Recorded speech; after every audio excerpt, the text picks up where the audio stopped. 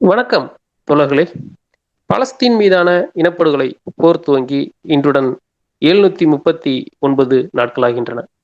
கடந்த 2 நாட்களாக போர் நிறுத்தம் நடைமுறைக்கு வந்துவிட்டது என்று கூறி இரு தரப்பிலும் போர்க்கைதிகள் பரிமாற்றம் நடத்தப்பட்டன. கிட்டத்தட்ட தங்களிடம் இருந்த 20 போர்க்கைதிகளையும் ஹமாஸ் ஒப்படைத்து விட்டது. இஸ்ரேல் சிறையில் இருந்து பாலஸ்தீன் பணைய கைதிகளாக இருந்த கிட்டத்தட்ட 2000 பேர் வரை விடுவிக்கப்பட்டிருக்கின்றனர். மேலும் இன்னும் 10,000 பேர் இஸ்ரேல் சிறையில் இருப்பதாகவும் தகவல்கள் தெரிவிக்கின்றன. இதற்கிடையில் இன்று நாம் பேசிக்கொண்டிருக்கும் 14 அக்டோபர், இன்று காலையிலேயே ஒரு 5 முதல் 7 பாலஸ்தீனர்களை இஸ்ரேல் கொலை செய்துள்ளது. அதற்கு அவர்கள் கூறும் காரணம்,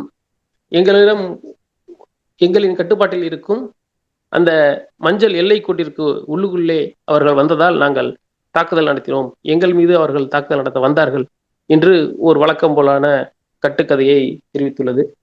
அதனைத் தொடர்ந்து மேலும் பாலஸ்தீன் உள்ளே இஸ்ரேலிய போர்க்கைதிகள் இருந்தபோது அவர்களை இஸ்ரேலே பல இடங்களில் குண்டு வீசி கொலை செய்திருந்தன. அவர்களின் உடல்களை எங்களிடம் ஒப்படைக்கவில்லை, அதை நீங்கள் ஒப்படைக்கும் வரை நாங்கள் ரஃபா எல்லையை திறக்க மாட்டோம், அதன் வழியாக செல்வதாக ஏற்கனவே திட்டமிட்டிருந்த உணவுப் பொருட்கள் மற்றும் மருந்துகளை நிறுத்துவோம் என்றெல்லாம் இஸ்ரேல் தெரிவித்திருக்கின்றன. இது எல்லோரும் சந்தேகப்பட்டதை போல இவர்கள் ஒரு பக்கம் போர்க்கைதிகளை பெற்றுக்கொண்டு அதன் பிறகு இனப்படுகொலை தொடர்வார்கள் என்று எல்லோரும் எழுப்பிய அந்த அச்சத்தையே இது காட்டுகிறதா என்ற ஒரு அச்சமும் நமக்கு வருகின்றன. தற்போதைய சூழல் என்ன, அடுத்து இந்த ஃபேஸ் 2 என்ற பேச்சுவார்த்தை தொடங்குமா என்றெல்லாம் நாம் பேச வேண்டியிருக்கிறது.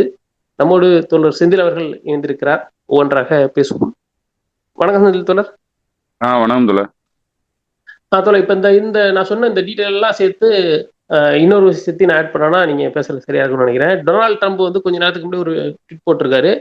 20 பேரும் வந்துட்டாங்க, ஒரு மிகப்பெரிய பாரம் வந்து குறைஞ்சிருச்சு, அடுத்து வந்து இன்னும் முடியாத வேலை இருக்கிறது, இறந்தவங்களோட உடல்கள்லாம் கொண்டு வரணும், அதுக்கான வேலையும் தொடங்குது, இப்போலேருந்து ஃபேஸ் 2 தொடங்குது அப்படின்னு டொனால்டு ட்ரம்ப் சொல்லியிருக்காரு.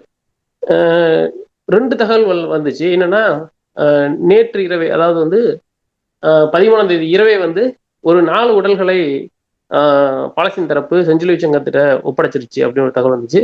திரும்ப இப்போ வந்து மிக முக்கியமான ஒரு சோர்ஸ்லேருந்து, அது ரெகுலராக இருக்கக்கூடிய ஒரு முக்கியமான நம்பத்தகுந்தமான ஒரு வட்டாரத்துலேருந்து ஒரு தகவல் வந்திருக்கு. என்னன்னா, திரும்ப இன்னைக்கு இரவு 10 மணிக்கு ஒரு 4 உடல்களை ஹமாஸ் ஒப்படைக்குது அப்படின்னு. இப்படி வெவ்வேறு இதா இருக்கு. அதுல எனக்கே சில சந்தேகங்கள் இருக்கு. இதுல கொஞ்சம் தொடக்கத்திலேருந்து சொன்னீங்கன்னா சரியா இருக்கும்னு நினைக்கிறேன். அதாவது சீஸ்ஃபயர் வந்து சில முக்கியமான விஷயங்கள் வந்து இந்த சீஸ்ஃபயருக்குள்ள நடந்திருக்கு. அது நீங்க சொன்னதுல அந்த 20 கேப்டிவ்ஸ், உயிரோடு இருந்த 20 கேப்டிவ்ஸ் வந்து ரிலீஸ் பண்ணியிருக்கு ஹமாஸ். அது நாளே நடந்துருச்சு. அதனை தொடர்ந்து 2 பேட்சா வந்து அவங்க ரிலீஸ் பண்ணாங்க. 7 பேர் முதல்ல, அதுக்கப்புறம் 10 மணிக்கு பாலஸ்தீன் நேரம் 10 மணிக்கு அடுத்த பேட்சை ரிலீஸ் பண்ணாங்க. அதே 10 மணிக்கு இஸ்ரேல் சிறைகள்ல இருந்து பாலஸ்தீனிய கைதிகள் வந்து ரிலீஸ் பண்ணாங்க. ஆனா ஏற்கனவே தகவல்கள் வந்த பிரகாரம் ஹமாஸினுடைய லிஸ்ட்ல வந்து கம்ப்ளீட் லிஸ்டையும் வந்து அவங்க அக்செப்ட் பண்ணல. அதுல மர்வான் பர்கோத்தி இல்லை, அதே போல பிஎஃப்எல்பியினுடைய ஜெனரல் செக்ரட்டரியா இருந்தவர் வந்து இல்லை. அதே போல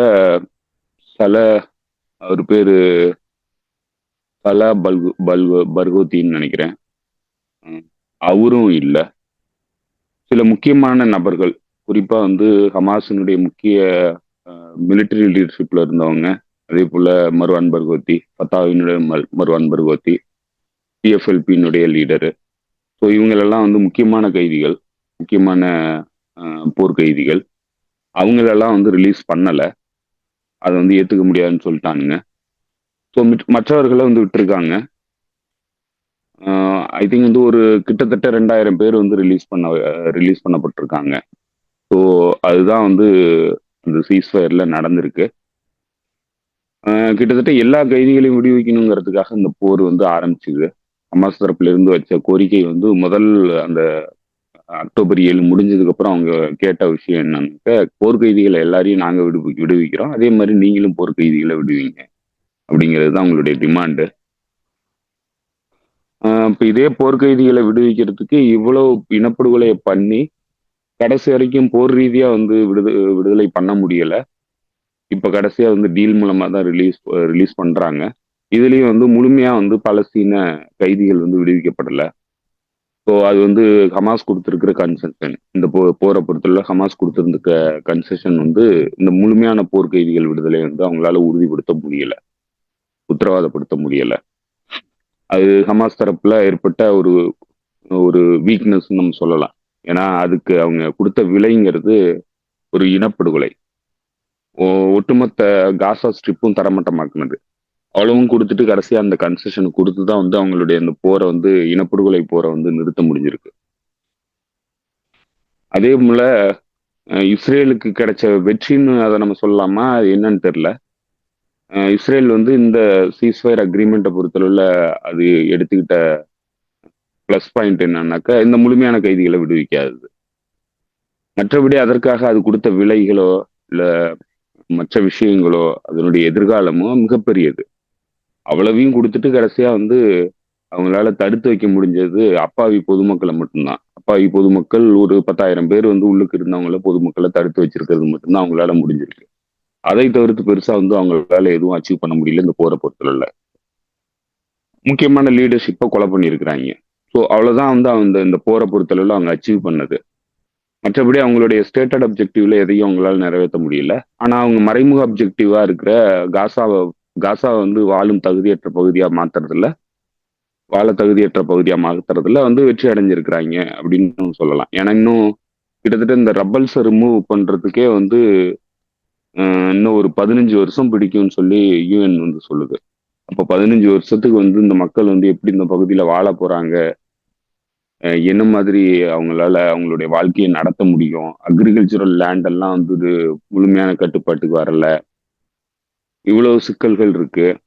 இதெல்லாம் வந்து கடந்து, ஏன்னா வெளியில இருந்து வர்ற உதவிகளும் எந்த அளவுக்கு வரும்னு உத்தரவாதப்படுத்த முடியல, ரீகன்ஸ்ட்ரக்ஷன் வந்து எந்த அளவுக்கு வருங்கிறத உத்தரவாதப்படுத்த முடியல. இந்த டீல்ல அதை பத்தி எல்லாம் எதுவுமே டீட்டெயில்ஸ் கிடையாது. எழுதப்படாத விஷயங்கள், பல விஷயங்கள் வந்து இந்த டீல்ல வந்து மிக மிக சிக்கலுக்குரியதா இருக்கு. ஸோ அதனால இதெல்லாம் வந்து எப்படி இதெல்லாம் அச்சீவ் பண்ணி வர முடியும்? பலஸ்தீனியர்கள் மிகப்பெரிய பாதிப்புகளை சந்திச்சிருக்கிறாங்க இந்த போர்ல. அவங்களுடைய எதிர்காலம் வந்து பெரிய அளவுக்கு கேள்விக்குள்ளாயிருக்கு. எப்படி வந்து தொடர்ந்து இந்த பகுதியில வாழ போறாங்க அப்படிங்கிறதெல்லாம் வந்து மிகப்பெரிய சிக்கலா தான் இருக்கு. இதை கடந்து இஸ்ரேல்னால ராணுவ ரீதியான வெற்றியை வந்து அடைய முடியல அப்படிங்கிறது கிளியரா தெரியுது. அதை வந்து அவங்க அக்னாலேஜ் பண்ணதுனாலதான் இந்த சீஸ்ஃபயர் டீலுக்கு வந்து ஒத்துக்கிட்டு போயிருக்கிறாங்க. வேற வழி இல்லாம தான் போயிருக்கிறாங்க. அதே சமகாலத்துல இந்த இந்த இந்த இனப்படுகொலை போர் காலகட்டத்துல உள்ளுக்குள்ள இருந்த துரோகிகள் 5ஆம் படைகள் வந்து எந்த அளவுக்கு காட்டி கொடுத்தாங்கங்கிறது எக்ஸ்போஸ் ஆனிச்சு. ஸோ அப்பதான் வந்து இந்த ஐசிஸ் குழு, அபு சபாப் கேங்குன்னு சொல்லிட்டு ஐசிஸ் குழு, அதே போல சில ஃபேமிலி குழுக்கள், அதாவது கிளான்ஸ்ன்னு சொல்லுவோம். நம்ம ஏரியாவில் அந்த மாதிரியான கிளான்ஸுங்கிற செட்டப் கிடையாது. அங்க பாலஸ்தீன் அரபு நாடுகள்ல வந்து இந்த கிளான் செட்டப் இருக்கு. ஒரு குடும்பம் ஒரே பேர். நம்ம ஊர்ல வந்து அந்த பேர் வச்சுக்கிறது இல்லை. இப்போ வட இந்தியாலலாம் பார்த்தீங்கன்னா அந்த பேர் இருக்கும், ஒரு குடும்பத்துக்கு பேரு. அந்த மாதிரியான ஒரு கிளான்ஸ் ஃபேமிலி வந்து அரபு பலஸ்தீன்ல, அதுவும் காசாக்குள்ள ஹமாஸினுடைய ஆட்சியை வந்து அப்பையில இருந்து எதிர்த்துக்கிட்டு இருக்கிறாங்க. ஹமாஸுக்கு எதிராக இயங்கிட்டு இருக்கிற ஃபேமிலிஸ் இருக்காங்க அங்க உள்ளுக்கு, கிளான்ஸ். அந்த மாதிரியான ஒரு கிளான்ஸ் ஃபேமிலி நேரடியா இஸ்ரேல் கூட இணைந்து இந்த இனப்படுகொலை போர்ல எக்ஸ்பிளாய்டேஷன் பண்ணுச்சு. குறிப்பா வந்து மக்களை படுகொலை பண்றது, ஹமாஸ் வீரர்களை கொல்றது, இந்த வேலையெல்லாம் வந்து அவங்க பண்ணிட்டு இருந்தாங்க. ஸோ அந்த இன்டர்னல் எனிமீஸ், அதாவது உள்ளுக்குள்ள சொசைட்டிக்குள்ள இருந்துகிட்டு இந்த இந்த எதிரியினுடைய அக்ரஷன் டயத்தை பயன்படுத்திக்கிட்டு ஒரு இனப்படுகொலை நடந்துகிட்டு இருக்கும்போது கொடுமைப்படுத்தின இந்த குழுக்களுக்கு எதிரான செக்யூரிட்டி ஆபரேஷன்ஸ் வந்து இந்த 2 நாட்களா ஆரம்பிச்சு நடந்துகிட்டு இருக்கு. இதுல இதுவரைக்கும் கிட்டத்தட்ட ஒரு 35க்கு பக்கம் அந்த குழு மெம்பர்ஸை வந்து ஹமாஸ் வந்து எக்ஸிக்யூட் பண்ணிருக்கு. அதுல தெருவில் வச்சு ஷூட் பண்ணி கொலை பண்ணது ஒரு 10-15 பேரை வந்து கொலை பண்ணியிருக்கு. உடனடியான எக்ஸிக்யூஷன். அவங்கெல்லாம் வந்து கொலை பண்ணவங்க. இப்போ கொலை பண்ணாதவங்களுக்கு அவங்க அம்னெஸ்டி கொடுக்குறேன்னு சொல்லியிருக்கிறாங்க. ஒரு 2 நாள் என்னமோ டைம் கொடுத்துருக்குறாங்க. அந்த டைமுக்குள்ள வந்து நீங்க உங்களுடைய வெப்பன்ஸை கொடுத்துட்டு சரண்டர் ஆயிட்டீங்கன்னா அம்னெஸ்டி கிடைக்குங்க. அதெல்லாம் கொலை பண்ணாதவங்களுக்கு, மக்களை கொலை பண்ணாம இவங்களை ஏத்துக்கிட்டு சண்டை போட்டுக்கிட்டு இருந்திருந்தாங்கன்னா அவங்களுக்கு வந்து அம்னெஸ்டி கிடைக்கும். கொலை பண்ணியிருந்தா அம்னெஸ்டி கிடைக்காது, அவங்கள எக்ஸிக்யூட் தான் பண்ணுவாங்க, தண்டனை தான் கொடுப்பாங்க. ஸோ அப்படியான ஒரு ஆப்ரேஷன் வந்து இன்டர்னல் செக்யூரிட்டி ஆப்ரேஷன் வந்து நடந்துட்டு இருக்கு. அதுல இந்த அபு சபா குடும்பம், அபு சபா குழு, அந்த ஐசிஸ் குழு, அவனுங்க எய்டு பொருட்கள் எல்லாம் திருடிக்கிட்டு மக்கள் எல்லாம் வந்து இது பண்ணானுங்க. அதே போல ஹமாஸ் வீரர்கள் சண்டை போட்டுக்கிட்டு இருக்கிறவங்கள காட்டி கொடுக்குற வேலையில நேரடியா இஸ்ரேல் ராணுவத்து கூட இணைந்து இயங்கிட்டு இருந்தானுங்க. இஸ்ரேல் வந்து சண்டை நடத்திக்கிட்டு இருந்த டயத்துல அவனுங்களுக்கு ஏர் கவர் கொடுத்தது. அவனுங்க எங்கெங்கெல்லாம் இருந்தானுங்களோ அங்கெல்லாம் ஹமாஸ் வீரர்கள் அவங்களுக்கு எதிராக சண்டை போட போனாங்கன்னா பாம்பு வீசுறது, அதன் மூலமா இவனுங்க கொடுக்குற தகவல் மூலமா பாம்பு வீசுறது, இப்படியான வேலைகள் எல்லாம் தொடர்ந்து பண்ணிக்கிட்டு இருந்தாங்க. இப்போ அவங்க கைவிட்டாங்க. இப்ப அவங்க எல்லாம் விட்டுட்டு போனதுக்கு அப்புறம் இவனுங்க ஹமாஸ் கூட சண்டை போடுறானுங்க. சண்டை போட்டு இப்ப அதுல வீழ்ச்சியை சந்திக்கிறானுங்க. இதுல பல குழுக்கள், சில ஃபேமிலி, அது குறிப்பா வந்து இந்த நேத்து நடந்த ஒரு சண்டையில தப்மாஸ் ஃபேமிலின்னு என்னமோ ஒரு ஃபேமிலி, அந்த ஃபேமிலி வந்து சண்டை நடத்துனுச்சு ஹமாஸ் கூட. அதுலதான் வந்து பல ஹமாஸ் வீரர்களும் வந்து உயிரிழப்புகளை சந்திச்சிருக்கிறாங்க செக்யூரிட்டி ஃபோர்ஸஸ். ஹமாஸ் லீடர்களுடைய பையன் வந்து ஒரு பையன் ஹசம் நைன்னு நினைக்கிறேன், அந்த பையன் வந்து உயிரிழப்பை சந்திச்சிருக்கிறாப்புல. அதே போல ஒரு முக்கியமான பத்திரிகையாளர், இந்த இனப்படுகொலை முழுக்க வந்து கவர் பண்ணிட்டு இருந்த ஒரு பத்திரிகையாளரை வந்து கொலை பண்ணியிருக்கிறாங்க. ஸோ அவங்க எல்லாம் கொலை பண்ணதுக்கு அப்புறம் அந்த கேங் கூட நடந்த சண்டையில பெரிய அளவுக்கு அவங்களுக்கும் உயிர் சேதம் ஏற்பட்டிருக்கு. இப்போ அந்த ஃபேமிலியிலேயே ஒரு குழு வந்து நாங்க ஆயுதங்களை ஒப்படைச்சிட்டு சரண்டர் ஆகுறோம்னு சொல்லிட்டு ஆயுதங்களை ஒப்படைச்சிட்டு சரண்டர் ஆயிருக்காங்க. ஸோ இந்த இன்டர்னல் ரிஃப்ட், இந்த 5ஆம் படைகள் காட்டி கொடுக்குற 5ஆம் படைகள், மக்களுக்கு ஏற்பட்டுக்கிட்டு இருக்கிற வெளிநாட்டிலிருந்து ஆக்கிரமிப்பாளனுடைய இனப்படுகொலை எதிர்கொண்டுகிட்டு இருக்கிற மக்கள்கிட்ட இவங்களும் வந்து இவங்களால முடிஞ்சதை வந்து சுரண்ட வேலைகள்ல வந்து போய் ஈடுபட்டுக்கிட்டு இருந்தானுங்க. அதே போல காட்டி கொடுக்குற பணியில ஈடுபட்டுக்கிட்டு இருந்தானுங்க. இவனுங்களுக்கு எதிரான ஆபரேஷன் வந்து இந்த 2 நாட்கள்ல நடந்துகிட்டு இருக்கு. இன்னும் தொடர்ந்து இது நடக்கும். ஸோ அது முக்கிய களையெடுப்பு பணி வந்து நடக்குது. ஹமாஸ் உள்ளுக்கு வந்து களையெடுப்பு பணிகள்ல ஈடுபட்டுக்கிட்டு இருக்கிறாங்க. அதே போல இந்த போர் நிறுத்தம் தொடர்ந்து போகுமா, 2ஆம் ஃபேஸ் வந்து ஒழுங்கா வருமா அப்படிங்கிறது நமக்கு இன்னும் சந்தேகத்திற்குரியதா தான் இருக்கு. அதை இன்னைக்கே வந்து இஸ்ரேல் வந்து வயலேட் பண்ணியிருக்கு. நீங்க சொன்ன மாதிரி ஒரு 7-8 பலஸ்தீனியர்களை வந்து படுகொலை பண்ணியிருக்கு. அவங்க எல்லாம் வந்து அவங்களுடைய வீடுகளை வந்து போய் செக் பண்ணி அதெல்லாம் புதுப்பிக்கிறதுக்கான பணியில ஈடுபடும் போதுதான் அந்த கொலை வந்து நடந்திருக்குது. ஆர்டிலரி செல்ஸ் வீசி இருக்கிறாங்க, ட்ரோன் மூலமான தாக்குதல் நடத்தி இருக்கிறாங்க. ஸோ இது இந்த ஃபேஸ் 2 வந்து ஒழுங்கா போகுமாங்கிறது இன்னைக்கு சந்தேகமா இருக்கு. ட்ரம்ப் சொன்னதுனால ஏத்துக்கிட்டு பண்ணானுங்களா, பெரிய பில்டப் கொடுத்தாங்க, அரபு லீடர்ஸ் எல்லாரும் வந்திருந்தானுங்க. இதுல பைசானுடைய லீடர், பைசானுடைய பிரதமர் வந்து பயங்கரமான பாராட்டு ட்ரம்ப்புக்கு, எல்லாரும் பாராட்டு கொடுத்துருக்கானுங்க.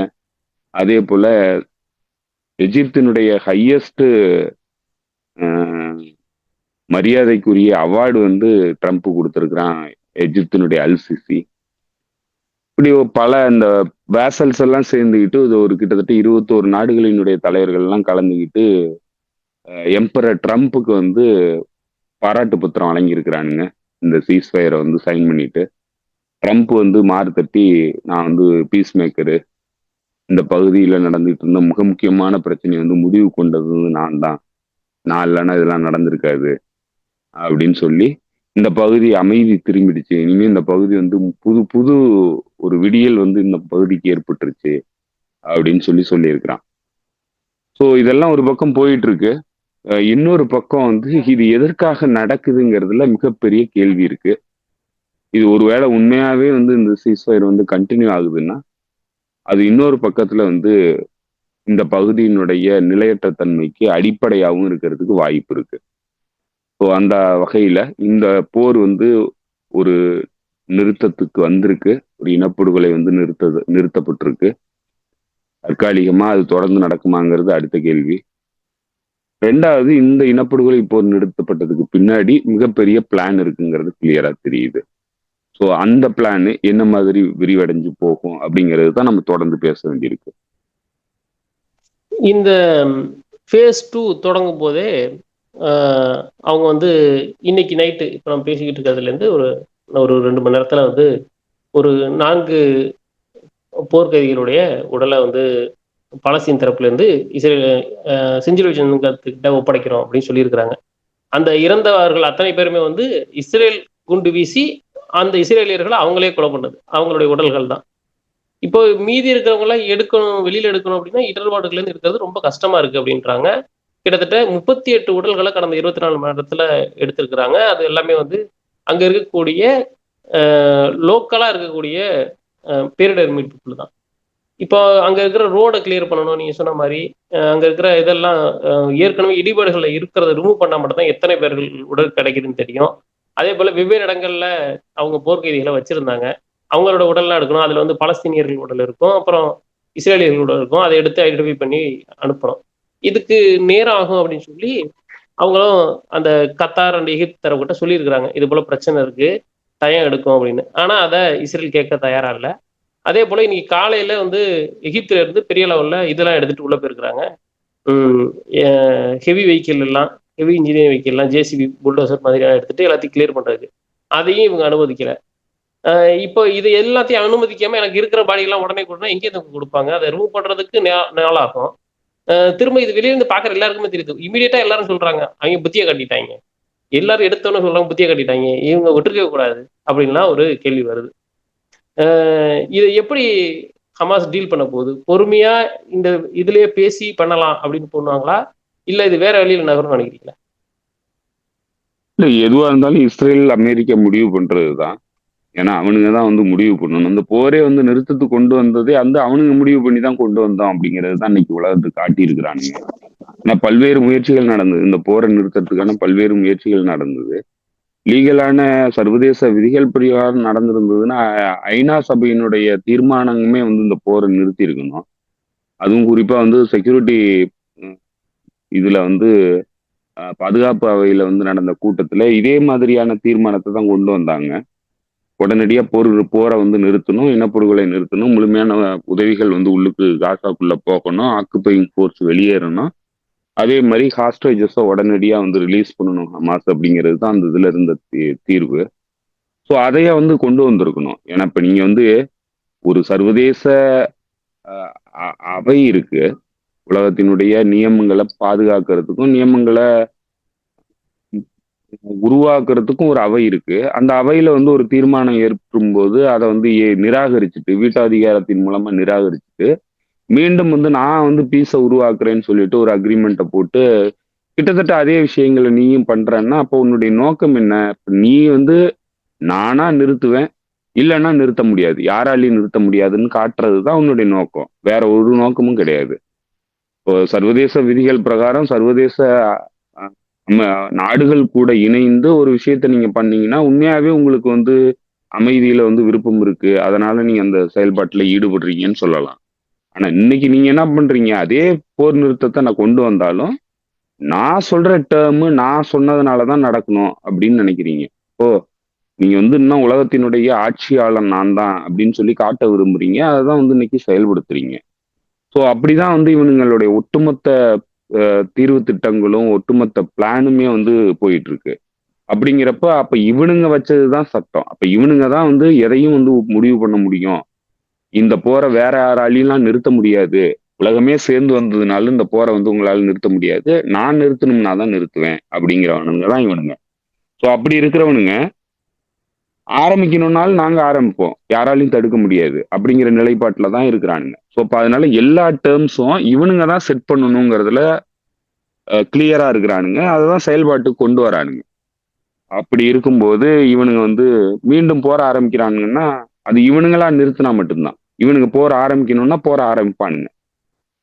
அதுக்கு எக்ஸ்கியூஸ் வந்து இன்னைக்கு இஸ்ரேல் தரப்புல இருந்து தேடுறானுங்க.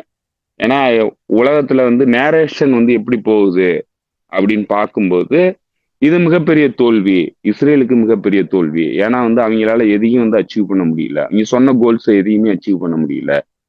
பலஸ்தீனியர்கள் வெற்றி அடைஞ்சிருக்காங்க, பலஸ்தீன் ரெசிஸ்டன்ஸ் வந்து வெற்றி அடைஞ்சிருக்கு. பலஸ்தீன் ரெசிஸ்டன்ஸ் தோற்கடிக்க முடியாத ஒரு மிலிட்டரி ஃபோர்ஸா இருக்கு அப்படிங்கிறது அன்னைக்கு சர்வதேச அரங்குல எதிரொலிக்குது. அது அந்த நேரேஷன் வந்து போகக்கூடாதுன்னு நினைக்கிறானுங்க. ஸோ அப்படி போச்சுன்னா அது இஸ்ரேலுக்குள்ள பாதிப்புகளை ஏற்படுத்தும், இன்டர்னல் கோஹிஷனுக்குள்ள பிரச்சனை உருவாகும். ஸோ அப்போ அதெல்லாம் வந்து அவாய்ட் பண்ணணும்னா, இல்லை நாங்கள் தான் கண்ட்ரோலில் இருக்கோம், எங்க கண்ட்ரோலில் தான் எல்லாமே நடந்துகிட்டு இருக்கு அப்படின்னு சொல்லி மீண்டும் மீண்டும் அவங்க காட்டிக்கணும். அதே மாதிரி தங்களுக்கு இருக்கிற அந்த ஸ்பெஷல் ப்ரிவிலேஜுங்கிறத நாங்கள் பயன்படுத்துவோம், எல்லா நாடுகள்லையும் பயன்படுத்துவோம், எல்லா இடங்கள்லையும் பயன்படுத்துவோம் அப்படின்னு சொல்லி காட்டுறானுங்க. அதுதான் வந்து லெபனான்ல காட்டுறானுங்க, அதுதான் இங்கேயும் காட்டுறானுங்க.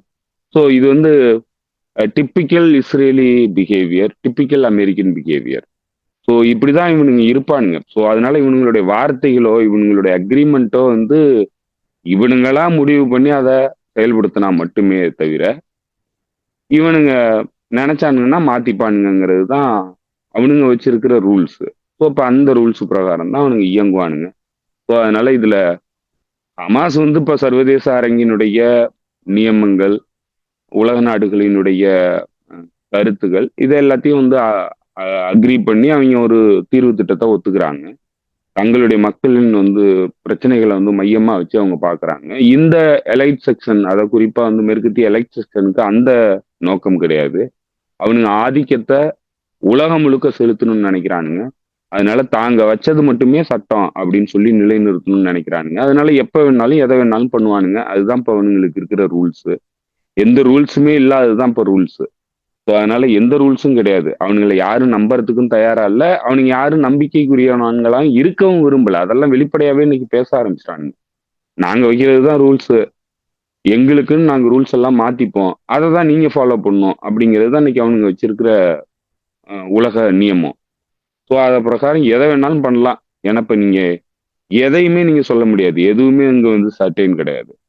இங்க என்ன வேணாலும் எப்ப வேணாலும் எப்படி வேணாலும் மாறும். அது எல்லாத்தையும் முடிவு பண்றவனுங்க அமெரிக்காவும் இஸ்ரேலும் தான். இப்ப அமெரிக்காவினுடைய ஃபாரின் பாலிசி வெஸ்ட் ஏஷியாவை பொறுத்தளவுல இஸ்ரேலுடைய கட்டுப்பாட்டுல இருக்கு. இப்ப இஸ்ரேல் என்ன நினைக்குதோ அதுதான் நடக்கும். இஸ்ரேல் நடத்துறத அமெரிக்கா உறுதியை ஏத்துப்பான். ஏன்னா அவனுடைய ஃபாரின் பாலிசியை ஹேண்டில் பண்றவனுங்க இங்க இவனுங்க தான்.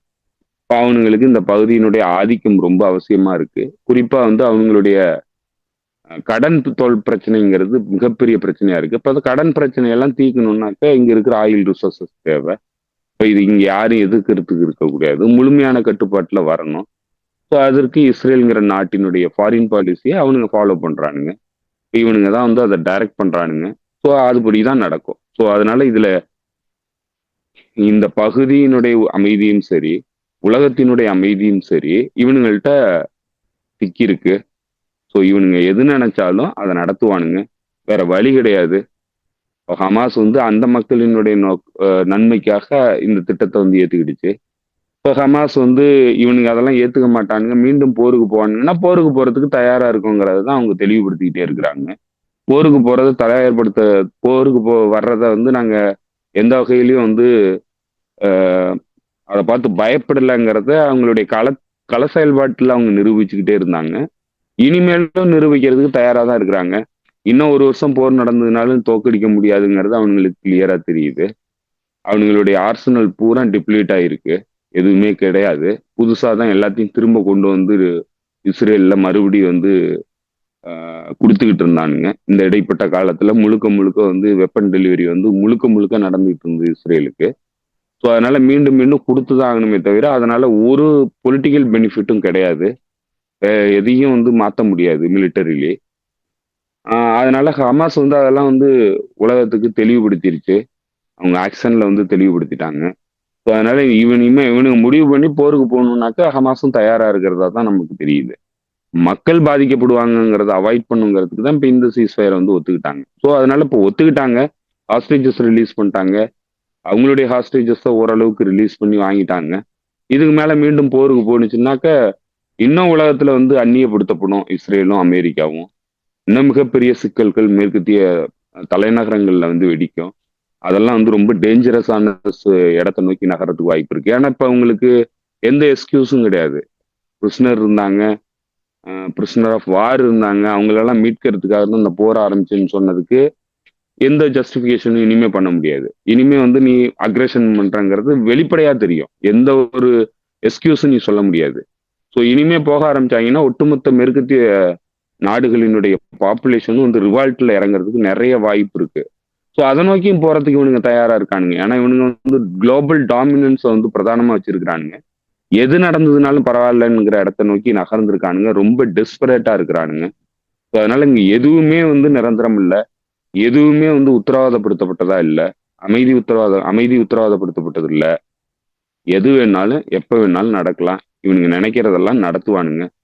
அது இவனுங்க என்ன முடிவு பண்றானுங்கிறத பொறுத்துதான் இருக்கு. Okay okay. இதே அப்படியே அந்த பக்கம் வெஸ்ட் பெங்கால் சைடு வந்து ரொம்ப மோசமா தான் போகுது அப்படின்னு ஒரு இது சொல்றாங்க. அவங்க வந்து இந்த பக்கம் அப்படியே விட்டுட்டு நீங்க முதல்ல இந்த தொடக்கத்துல ஒரு அச்சாயம் எழுப்புற மாதிரி இந்த சீஸ்ஃபயர் கண்டினியூ ஆகும்போது இந்த பகுதியோட ஸ்டெபிலிட்டிக்கே திரும்ப வந்து ஒரு பிரச்சனை வர்றதுக்கு வாய்ப்பு இருக்கு. அப்படி அந்த அந்த தரப்புல இருந்து பார்க்கணும் அப்படின்னு சொல்லியிருந்தீங்க. நான் ஏன்னா இது இவங்க காசா காசான்னு மட்டுமே பேசுறாங்க, பாலஸ்தீன்ற வார்த்தையை பயன்படுத்த மாட்டாங்க. எனக்கு அங்கேருந்தே டவுட் என்ன வருதுன்னா, வெஸ்ட் பேங்க்ல என்ன பண்ண போறாங்க அப்படின்ற ஒரு அச்சம் இருக்குது.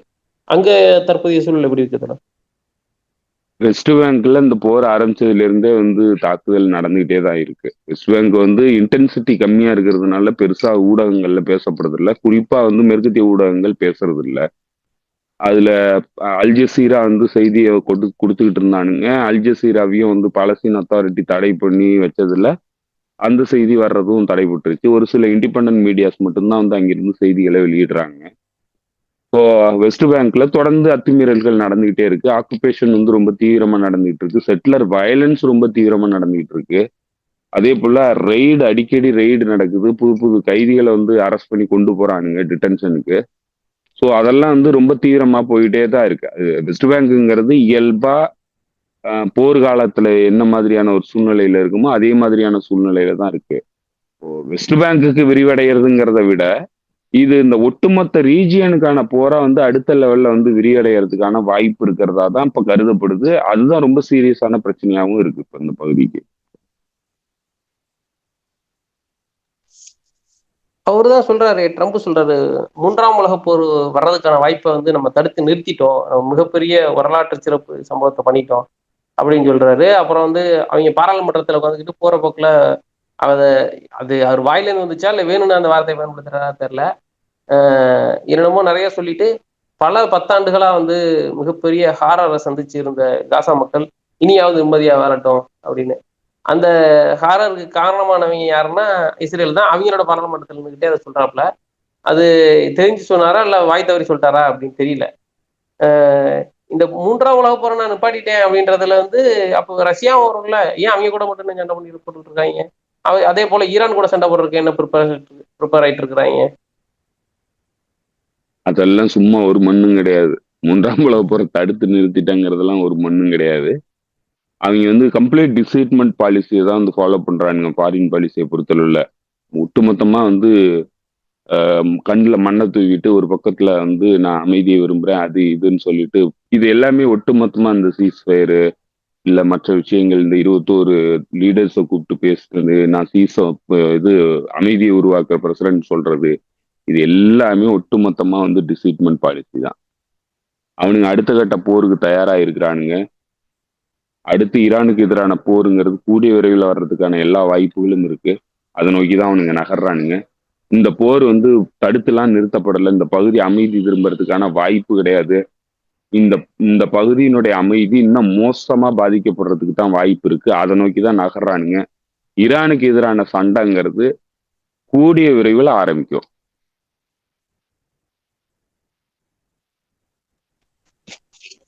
ஓ, அந்த இது அப்படி இருக்குன்றப்ப கூடிய விரைவில் ஆரம்பிக்குது அப்படின்னா இப்போ வேணா அவங்களுடைய ஆயில் டேங்கர்ஸை வந்து இது பண்ணிடுவாங்க, திருப்பி அனுப்புறது இல்லை வந்து பிடிச்சி வைக்கிறது அப்படியான ஒன்று வந்து ட்ரம்ப் கொடுத்த இன்ஸ்ட்ரக்ஷன் படி நடக்கிறதா சொல்றாங்க.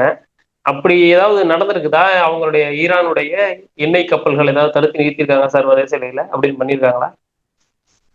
இல்ல, இதுவரைக்கும் எதுவும் தடுத்து நிறுத்தப்படல. அதற்கு தயாரிப்பு பணிகள்ல ஐஆர்ஜிசி நேவல் யூனிட் வந்து ஈடுபட்டுக்கிட்டு இருக்கு. அப்படி ஏதாவது அக்ரஷன் நடந்ததுன்னா அதை தடுக்கிறதுக்கான பணியில வந்து ஈடுபட்டுக்கிட்டு இருக்கு. இவனுங்க நம்ம இது ஏன் வந்து ஈரானுக்கு எதிரான போர் வந்து இம்மினண்டா இருக்கு, ஏன் வந்து ஈரானுக்கு எதிரான போர் வந்து நடத்துவாங்கன்னு சொல்றான்னு சில முக்கியமான நகர்வுகள் வந்து இந்த கடந்த காலத்துல வந்து நடந்திருக்கு. இந்த சீஸ்ஃபயருக்கு காலகட்டத்திலேயே வந்து பல நிகழ்வுகள் வந்து நடந்திருக்கு. இப்போ ஈரானுக்கு எதிரான போருக்கு இவனுங்க தயாராகலைன்னா எதற்காக இப்ப இந்த சீஸ்ஃபயரும் வந்துருச்சு. இஸ்ரேலுக்கும் ஹமாஸுக்கும் ஏற்பட்ட சீஸ்ஃபயர் வந்து இப்போ வந்துருச்சு. இதற்கு முன்னாடி, அதாவது கடந்த ஈரானுக்கு எதிரான போருக்கும் அப்புறம் ஏன் வந்து அத்தனை மிலிட்ரி ஃபிளைட்ஸ், கார்கோ ஃபிளைட்ஸ் இஸ்ரேலுக்கு வந்துச்சு? ஏன் ஈராக்ல இருக்கக்கூடிய ஃபோர்ஸஸை பெருமளவுக்கு வந்து வெக்கேட் பண்ணியிருக்கிறானுங்க? அதே போல கத்தார் கூட எதுக்கு இப்ப ராணுவ உடன்பாடு, நேட்டோ மாதிரியான ஒரு ராணுவ உடன்பாடை ஏற்படுத்தி இருக்கிறானுங்க. இப்ப இந்த 3 விஷயங்களும் இந்த அமைதியை உருவாக்குறங்கிற இதே காலகட்டத்துல நடந்துகிட்டு இருக்கு, தீவிரமா நடந்துகிட்டு இருக்கு. இப்ப இதெல்லாம் நடந்துகிட்டு இருக்குன்னா இதெல்லாம் எதற்காக நடக்குது அப்படின்னு நீங்க பாத்தீங்கன்னா, அடுத்து ஈரானுக்கு எதிரான தாக்குதலுக்காக மட்டும்தான் இதெல்லாம் நடக்கிறதுக்கு வாய்ப்பு இருக்கு. வேற எந்த வாய்ப்பும் கிடையாது. ஒண்ணு ஈரானுக்கு எதிரான தாக்குதலா இருக்கணும், இல்லைன்னா ஒட்டுமொத்த ஆக்சஸ் ஆஃப் ரெசிஸ்டன்ஸுக்கு எதிரான தாக்குதலா இருக்கணும். இப்போ சமீபத்துல இருந்து செய்திகள் வர்றது என்னன்னா, மீண்டும் வந்து லெபனானுக்கு எதிரான போரை வந்து ஹெஸ்புல்லாவுக்கு எதிரான போரை ஆரம்பிக்கிறதுக்கு தயாரா இருக்கானுங்க அப்படின்னு சொல்றாங்க. அப்போ ஹெஸ்புல்லாவுக்கு எதிரான போருன்னா அது இந்த முறை வந்து வெறும் ஹெஸ்புல்லாவுக்கு எதிரான போரா போறதுக்கு மட்டும் வாய்ப்பு இருக்கிறதா தெரியல. இந்த முறை போச்சுன்னா அது ஒட்டுமொத்த ஆக்சஸ் ஆஃப் ரெசிஸ்டன்ஸுக்கு எதிரான போருக்கு போறதுக்கு தான் வாய்ப்பு இருக்கு. ஸோ அதனால இது எல்லாத்தையும் பார்க்கும்போது அதே மாதிரி இப்போ இந்த ஜேசிபி வந்து இப்போ முடிவுக்கு வருது. அந்த ஒப்பந்த காலகட்டம் வந்து முடிவுக்கு வருது. அந்த ஒப்பந்த காலகட்டம் முடிவுக்கு வர்றது, இந்த விஷயங்கள் எல்லாம் இதுக்கு முன்னாடி நடந்திருக்கிறது. மிலிட்ரி கார்கோ ஷிப்ஸ் அடிக்கடி வந்து இவ்வளவு விஷயங்களை வந்து கொண்டு வந்து இஸ்ரேலுக்கு சேர்த்தது. கிட்டத்தட்ட வந்து 11 தாட் சிஸ்டத்தை கொண்டு வந்து இஸ்ரேல்ல வச்சிருக்கிறதா சொல்றானுங்க. இப்ப இதெல்லாம் எதுக்காக நடக்குது அப்படின்னா, இது கண்டிப்பா போருக்காக மட்டும்தான். அப்ப ஈரானுக்கு எதிரான போருக்கு தயாராயிட்டானுங்க. கத்தார் கூட அதற்காக தான் உடன்பாடு ஏற்படுத்தி இருக்கிறானுங்க.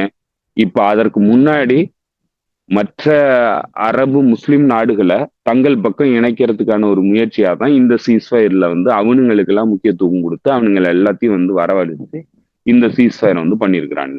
ஸோ இது கம்ப்ளீட் டிசீட்மெண்ட் பாலிசி, கம்ப்ளீட் டிசீட்மெண்ட் முயற்சி, மறைக்கிறதுக்காக நடக்கிற விஷயம். இதற்கு பின்னாடி ஈரானுக்கு எதிரான போர் திட்டம்ங்கிறது ரொம்ப தீவிரமா வந்து அவனுங்க பண்ணிட்டு இருக்கிறானுங்க. அதுவும் காலம் கடத்துறதுக்கு தயாரா இல்லை அவனுங்க. இன்னைக்கு ஒரு ஆய்வாளனுடைய இதை வந்து நான் பார்த்தேன். அவர் சொல்ற காரணம் என்னன்னா, இது ஏன் வந்து காலம் தாழ்த்த மாட்டானுங்க அப்படின்னா, ஈரான் வந்து இப்போ ஏர் டிஃபென்ஸ் சிஸ்டத்துல வந்து இன்ஸ்டால் பண்ணிட்டு இருக்கிறதா சொல்றாங்க. அதுவும் குறிப்பா வந்து ரஷ்யாவினுடைய ஏர் டிஃபென்ஸ் சிஸ்டத்தை இன்ஸ்டால் பண்ணிட்டு இருக்கிறதா சொல்றாங்க. அதே போல ரஷ்யாவினுடைய ஃபிளைட் வந்து வந்துகிட்டு இருக்கிறதாகவும் சொல்றாங்க, ஈரானுக்கு வந்துகிட்டு இருக்கிறதாகவும். நேற்று பேசின ரஷ்யாவினுடைய ஃபாரின் மினிஸ்டர் சர்கே லாவ்ரோவ் பேசும்போதும் அதான் வந்து அவரு ஹிண்ட் பண்றாரு. என்ன லீகலா நாங்க அவங்களுக்கு கொடுக்கணுமோ அந்த இதெல்லாம் வந்து நாங்க கொடுத்துக்கிட்டு தான் இருக்கோம், எந்த தடையும் இல்லை அப்படின்னு சொல்றாரு ஈரானுக்கு. ஸோ இப்போ இதெல்லாம் பார்க்கும்போது ஈரான் வந்து தன்னை வலுப்படுத்தி ஏர் டிஃபென்ஸ் மற்ற விஷயங்கள் எல்லாத்தையும் வலுப்படுத்திருச்சுன்னா அதுக்கப்புறம் நம்மளால தாக்குதல் நடத்த முடியாதுங்கிறதுல ரொம்ப தீவிரமா இருக்கானுங்க. அப்பனா வேகமா தாக்குதல் நடத்தணுங்கிறத அவரு சொல்றாரு. ஸோ இதெல்லாம் கால்குலேட் பண்ணும்போது, இதற்கு முன்னாடி நடந்த இந்த நகர்வுகள் எல்லாத்தையுமே நீங்க கால்குலேட் பண்ணும்போது, இப்ப நடந்துகிட்டு இருக்கிற விஷயங்கள் எல்லாத்தையும் வந்து நீங்க கால்குலேட் பண்ணும்போது, இப்ப இதுல சமகாலத்துல பாகிஸ்தான் ராணுவத்துக்கும் ஆப்கானிஸ்தான் ராணுவத்துக்குமான சண்டை வந்து பார்டர்ல நடக்க ஆரம்பிச்சுக்கிட்டு இருக்கு. இப்ப இதெல்லாம் வந்து எதை வந்து அறிவுறுத்துது அப்படின்னு நீங்க பாத்தீங்கன்னா, முஸ்லிம் மக்களை ஈரானுக்கு எதிராக திருப்பிட்டு முஸ்லிம் நாடுகளை வந்து தங்களுக்கு ஆதரவானவங்களா மாத்தி வச்சுக்கிட்டு இந்த போருக்கு வந்து தயாராகிட்டு இருக்கானுங்க அப்படிங்கிறது தெரியுது. இது கம்ப்ளீட் டிசிட்மெண்ட் முயற்சி. அதனாலதான் இவ்வளவு வேகமா காசா சீஸ்ஃபயரை வந்து கொண்டு வரானுங்க. அதே போல இதுல நீங்க பாத்தீங்கன்னா விசித்திரமா தான் நடந்தது. போன முறை நம்ம பேசும்போது கூட நான் சொன்னோம். இது வந்து இவனுங்களுடைய வழக்கமான பிஹேவியரே கிடையாது. ஏன்னா இவனுங்க வந்து இவ்வளவு வேகமா வந்து இந்த எந்த இதுக்கும் வந்து நெத்தன்யாகு ஒத்துக்க மாட்டான். இந்த சீஸ்ஃபயர் கால பேச்சுவார்த்தைங்கிறது 2 வருஷத்துக்கு மேல வந்து நடந்துகிட்டு தான் இருக்கு. 2 வருஷமா நடந்துகிட்டு இருக்கு. இந்த 2 வருஷ காலகட்டத்துல எந்த இடத்துலயும் வந்து இந்த மாதிரி சீஸ்ஃபயர் வந்து உடனடியா சொன்னதெல்லாம் ஒத்துக்கிட்டது கிடையாது. அப்ப இப்போ ஒத்துக்கிட்டு ஏத்துக்கிறான்னா, கண்டிப்பா வேற ஏதோ திட்டத்தோட தான் வந்து அவனுங்க ஏத்துக்கிறானுங்க. அந்த திட்டம்ங்கிறது இப்ப நடந்த விஷயங்கள் எல்லாத்தையும் பார்க்கும்போது ஈரானுக்கு எதிரான தாக்குதலுக்கு அவனுங்க தயாராயிட்டானுங்க. அத சீக்கிரமா ஆரம்பிக்க போறானுங்க. அதற்காக தான் இந்த சீஸ்ஃபயரை வந்து கொண்டு வந்திருக்கானுங்க. ஓகே, ஓகே தோழர். இந்த பகுதியில வேற ஏதாவது இருக்கா? லெபனானை பொறுத்த வரைக்கும் என்ன சுச்சுவேஷனு? அதே போல சிரியா பொறுத்த வரைக்கும் என்ன சுச்சுவேஷன்? சிரியா பொறுத்தளவுல சிரியா வந்து ஒரு ஒரு ஒரு என்ன மாதிரி சொல்றது, உலகத்தினுடைய முக்கியமான பழமையான தலைநகரம் சிரியாவினுடைய டெமாஸ்கஸ். இந்த டெமாஸ்கஸ் தலைநகரத்துல இன்னைக்கு ஒரு தீவிரவாதியினுடைய ஆட்சி நடக்குது. அந்த தீவிரவாதி என்ன வேணாலும் பேசுறான். சமீபத்துல அவன் ஒரு இன்டர்வியூ வந்து அமெரிக்கன் செய்தியாளருக்கு கொடுத்த இன்டர்வியூ வந்து ரொம்ப காமெடியா இருக்கு. அவன் வந்து அல்கொய்தாவுக்கு உண்மையா இருந்தது இல்லைங்கிறான். அதே போல நான் வந்து அந்த வயசுல தெரியாம பண்ணேன், அதுக்காக என் தலைக்கு வந்து பவுண்டி அறிவிச்சிருந்தாங்க $10 மில்லியன். அப்படி ஒருவேளை அது கொடுக்கப்பட்டிருந்ததுன்னா அது வேஸ்டா போயிருக்கும் அப்படிங்கிறான். அவனுடைய உண்மை முகத்தை எல்லாத்தையுமே அவன் சொல்றான். இன்னைக்கு வந்து அமெரிக்காவினுடைய ஆதரவு வேணும், உலகத்தினுடைய ஆதரவு வேணும், அதற்காக நான் என்ன வேணாலும் பண்ணுவேங்கிறத அவன் தெளிவா சொல்றான். ஆனா மக்களை வந்து எத்தனிசிட்டி அடிப்படையில இல்ல ரிலீஜியஸ் பேக்ரவுண்ட்ல கொலை பண்றது தொடர்ந்து நடந்துகிட்டே இருக்கு. சமீபத்துல கூட ஒரு அளவீட்டு இளைஞரை வந்து கடத்திட்டு போய் கொலை பண்ணிட்டானுங்க. ஸோ தொடர்ந்து வந்து இந்த இன ஒடுக்குமுறை வந்து நடந்துகிட்டே இருக்கு. அதே போல ட்ரூஸ் சமூகத்துக்கும் இவனுங்களுக்கும் வந்து இன்னும் பிரச்சனை வந்து தீவிரமாயிட்டே இருக்கு. கூடவே வந்து சமீபத்துல குர்திஸ்தான் படைகள், அந்த எஸ்டிஎஃப் படைகள் வந்து எஸ்டிஎஃப் கூட வந்து இவனுங்களுக்கு தீவிரமான சண்டை வந்து ஒரு நாள் ஃபுல்லா சண்டை போட்டுட்டு கடைசியா சமாதான உடன்படிக்கையை ஏற்படுத்தினானுங்க. அதுவும் வந்து எவ்வளவு நாளைக்கு நிலைக்கும்னு தெரியல. ரொம்ப மோசமா இருக்கு. ஒரு நாடு வந்து எப்படி எல்லாம் போகக்கூடாதோ அந்த அளவுக்கு மோசமா வந்து சிரியா போயிருச்சு. லெபனானை பொறுத்தளவுல லெபனானுக்கு எதிரான தாக்குதல் வந்து ரொம்ப தீவிரமாயிட்டே போகுது.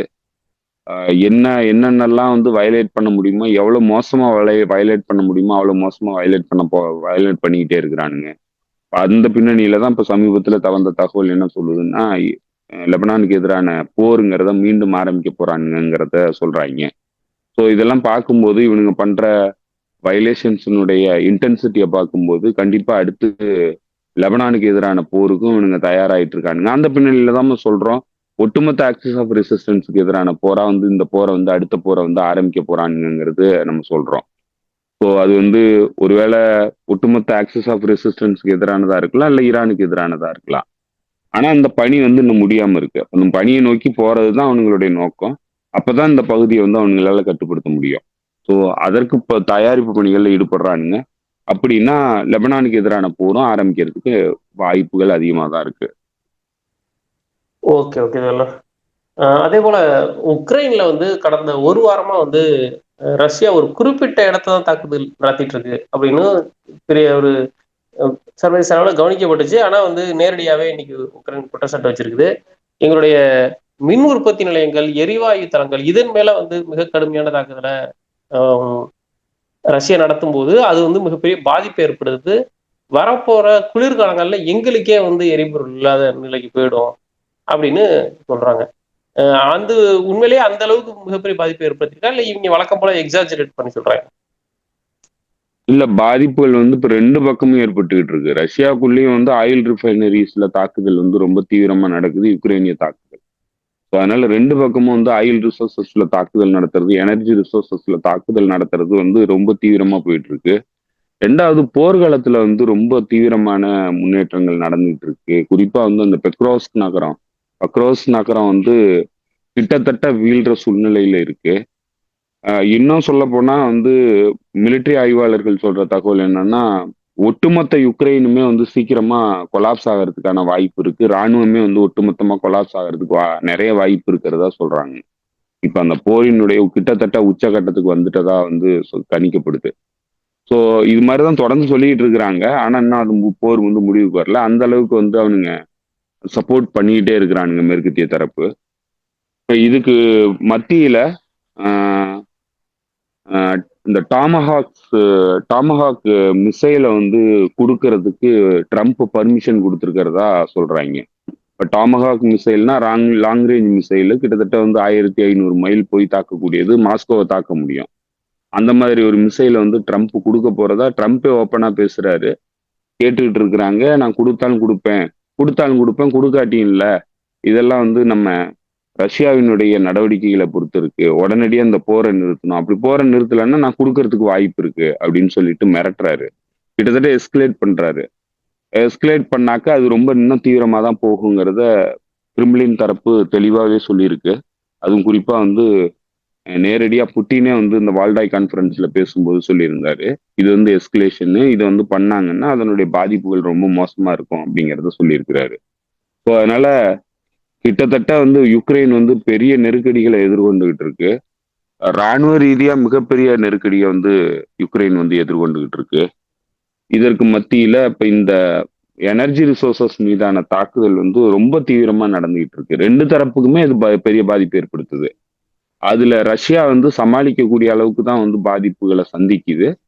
யுக்ரைனால சமாளிக்க முடியாது. ஏன்னா அது ஆல்ரெடி வந்து மிகப்பெரிய சிக்கல்களை எதிர்கொண்டுகிட்டு இருக்கிற நாடு, தோல்வியை சந்திச்சுட்டு இருக்கிற நாடு.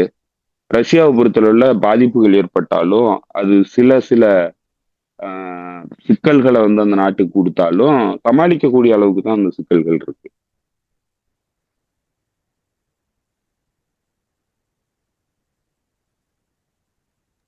ஓகே ஓகே தோழர், பார்க்கலாம் அடுத்தடுத்த நிகழ்வுகள் எப்படி போகுதுன்னு. வேற ஏதாவது தோழர்களுக்கு சொல்ல வேண்டியிருக்கா? ஒரே ஒரு முக்கியமான தகவல் ஒண்ணு சொல்லணும். அது என்னன்னாக்க, கிரேசோன் பத்திரிகை வந்து நேற்று ஒரு இதை வந்து ரிவீல் பண்ணியிருக்கிறாங்க. அதுல என்ன சொல்லியிருக்கிறாங்கன்னா, அந்த 12 நாள் போர், அந்த ஈரானுக்கும் இவனுங்களுக்கும் ஏற்பட்ட அந்த 12 நாள் போர்ல ஏப்ரல் 13ஆம் தேதி ஈரான் நடத்தின ஒரு மிசைல் தாக்குதல், பாலிஸ்டிக் மிசைல் தாக்குதல், நார்த் டெல்லவிவ் நகரத்துல நடந்த தாக்குதல், ஒரு பெரிய கமர்ஷியல் டவர்ல வந்து அந்த தாக்குதல் நடந்திருக்கு. அந்த டவருக்கு கீழே சைட் 81ங்கிற ஒரு கமாண்ட் அண்ட் கண்ட்ரோல் சென்டர் வந்து நடத்திட்டு இருந்ததா சொல்றாங்க. அது வந்து அமெரிக்கன் இஸ்ரேலி மிலிட்டரியினுடைய கமாண்ட் சென்டரு. அதுல இருந்து தான் கிரியா கூட தொடர்புல ஏற்படுத்தி, அதாவது கிரியாங்கிறது அவங்களுடைய டிஃபென்ஸ் டிபார்ட்மெண்டினுடைய ஹெட் குவார்டர், அதான் கமாண்ட் சென்டர். அதுக்கும் இதுக்கும் நேரடி தொடர்பு இருந்தது. அந்த இதுலதான் வந்து அவனுங்க போர்க்காலத்துல வந்து இயங்கிக்கிட்டு இருந்தானுங்க. அது மீது தாக்குதல் நடத்தியிருக்கு அப்படின்னு சொல்லி சொல்றாங்க. அந்த லொகேஷனை வந்து அவங்க அனலைஸ் பண்ணி சொல்றாங்க. ஸோ அதுல இன்னும் கூடுதலான தகவல், அதுல யூனிட் 8200 முக்கிய அலுவலகங்கள் வந்து அந்த பில்டிங்ல இருந்திருக்கு. அதே போல மொசாதினுடைய அலுவலகங்கள் இருந்திருக்கு. சைபர் யூனிட்டினுடைய அலுவலகங்கள்லாம் வந்து அந்த இதுல வந்து இருந்திருக்கு. ஸோ அதுல வந்து ப்ரிசைஸா ஈரான் தாக்குதல் நடத்தி இருக்கிறதா சொல்றாங்க. அதை வந்து கம்ப்ளீட்டா சென்சார் பண்ணிருச்சு இஸ்ரேலு. அப்போ பத்திரிகையாளர்கள் யாரும் வந்து அதை போட்டோ எடுக்கிறதுக்கு அனுமதி கொடுக்கல. அங்கே நடந்த தாக்குதலை பத்தி யாருக்குமே வந்து சொல்லாத அளவுக்கு வந்து மிலிட்ரி சென்சார்ஷிப் வந்து பண்ணியிருக்கிறாங்க. அது எல்லாத்தையும் கண்டுபிடிச்சு ரிவீல் பண்ணியிருக்கிறாங்க கிரேசோன் பத்திரிக்கை. நடந்தது வந்து கமாண்ட் சென்டர் மீதான தாக்குதல், அது மிக முக்கியமான கமாண்ட் சென்டர் மீதான தாக்குதல். இது வரைக்கும் யாருக்குமே தெரியாத ஒரு சென்டர் அது அப்படின்னு சொல்லியிருக்கிறாங்க. அந்த சென்டர் வந்து பேஸ்மெண்ட்ல உள்ளுக்கு இருக்கு. அதாவது இதுக்கு கீழே பங்கர்ல தான் வந்து அந்த சென்டர் இருக்கு. அதுக்கு மேல வந்து பிளே கிரவுண்டு, குழந்தைகள் விளையாடுறதுக்கான விஷயங்கள், கம்யூனிட்டி ஹாலு, கமர்ஷியல் பிளேசஸ், அதே போல ஷாப்பிங் மாலு, இது எல்லாத்தையும் வந்து அந்த பில்டிங்ல இருக்கு.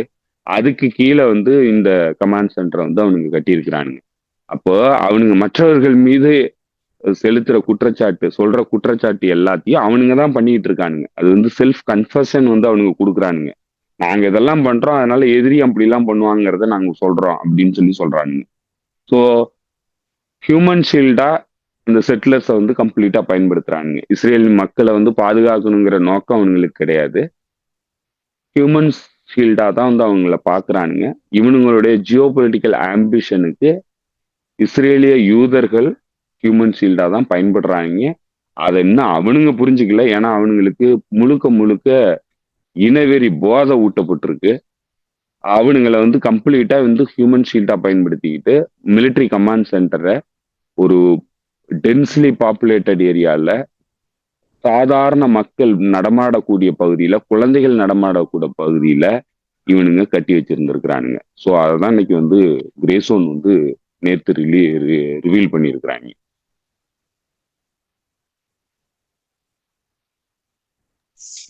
ஓகே ஓகே தோழர். ஆமா, அதை நான் படித்தேன். ஆக்சுவலி கவர் பண்ணிட்டீங்க. அதன் பிறகு அதை எப்படி கிரேஸ் ஒன் ஸ்மெல் பண்ண ஆரம்பிச்சது அப்படின்னு சொல்லும்போது என்ன சொல்றாங்கன்னா, அந்த அடுத்த 2 நாள்லயே வந்து கூகுள்லேருந்து டோட்டலாக அந்த பகுதியை ரிமூவ் பண்ணிட்டாங்க. கூகுளை ஓப்பன் பண்ணிங்கன்னா அந்த பகுதியோட பேர் தெரியாது, ஒன்றும் தெரியாது. அந்த இடத்துக்கு ஏண்டாக்ஸ்னு ஒரு டாக்ஸி இருக்கு, இதை சுற்றி நார்மலாக வந்து ரஷ்யாவோட டாக்ஸி, அது எங்கேயும் இஸ்ரேலில் ரன் ஆகுது போல் இருக்கு. அந்த ஏண்டாக்ஸ் டாக்ஸிக்கு நம்ம ஊர்லாம் ஓலா ஊபர் டாக்ஸி மாதிரி மேப் இருக்கும் இல்லையா, அந்த டாக்ஸி அதை ரிமூவ் பண்ணிட்டாங்க. அந்த இடத்துக்கு அப்படி ஒரு இடமே இல்லாமல் அந்த டாக்ஸியில் காட்டிட்டாங்க. கூகுள் சேட்டலைட் மேப்பில் இருந்து ரிமூவ் பண்ணிட்டாங்க. இதன் பிறகுதான் அதை ஸ்மெல் பண்ணி கிரேஸ் வந்து கண்டுபிடிச்சிருக்குது. இது அதுல இன்னும் அவங்க இமெயில் இமெயில் கம்யூனிகேஷன் எல்லாம் வந்து அவங்களுக்கு சோர்ஸ் மூலமா எடுத்துதான் வந்து சொல்லியிருக்கிறதா சொல்றாங்க. நம்ம இதெல்லாம் சில கான்ட்ராக்டர்ஸ்க்கு அனுப்பிச்ச டீட்டெயில்ஸ் அப்படின்னு சொல்லி அது என்ன இதுன்னு தெரியல. ஆனா வந்து நீங்க சொன்ன மாதிரி அந்த ஆதாரத்தை தான் இது இங்க சந்தேகங்கள் தொடங்கி இருந்திருக்கலாம். ஆதாரங்களோட தான் அவங்க ரிலீஸ் பண்ணியிருக்காங்க. தகவலை பார்க்கலாம். வேற ஏதாவது இருக்கா தோழர்? இதை மிஸ் பண்ணோமா? கிட்டத்தட்ட அவ்வளவுதான் தோழர். முக்கியமா கவர் பண்ணியாச்சு. ஒரு தோழர் வந்து ஒரு விஷயம் கேட்டிருந்தாரு. ஐ திங்க் வந்து அது ஒரு தனி வீடியோவா பண்ணலாம். அது தொடர்பான தகவல்கள்லாம் எடுத்து தனி வீடியோவா பண்ணலாம். அவர் கேட்டிருந்தது முக்கியமான கேள்வி. ஸோ அதனால அதை வந்து அடுத்த வீடியோல ஒரு தனி வீடியோ கூட போட்டு அதை நம்ம பண்ணிடலாம். ஓகே ஓகே தோழர். நம்ம கேள்வி என்னன்றதை நம்ம இதுல கூட கம்யூனிட்டி நோட்ல எழுதிடலாம். ஸோ அடுத்த வீடியோ ரிவ்யூ நம்ம போட்டலாம். ஓகே தோழர், உங்க நேரத்துக்கு மிக நன்றி. நன்றி தோழர். தோழர்களுக்கும் நன்றி. மீண்டும் சந்திப்போம் தோழர்களே. நன்றி, வணக்கம்.